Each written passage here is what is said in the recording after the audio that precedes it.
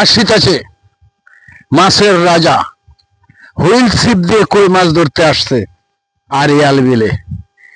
এই অর্থ এলাকায় কই মাছ যত আছে সব সুবান নিচে পলাই গেছে, একটা মাছও ঠুকুর দেয় না এখন তরি।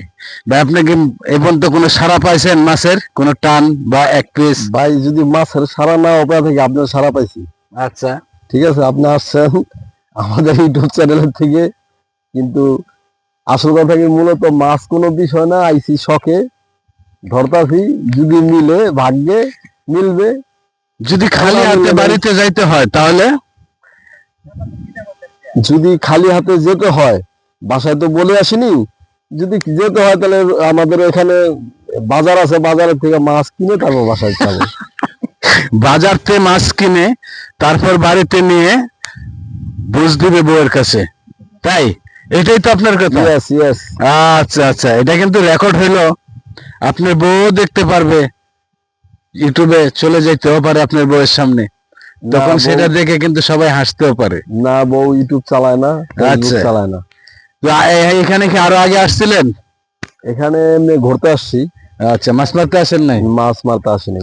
আচ্ছা, যাক, তাহলে আশায় আছেন। চাইলো মানে হুল নিয়া, হ্যাঁ, তো মাছ সময় কাটাবো মাছ।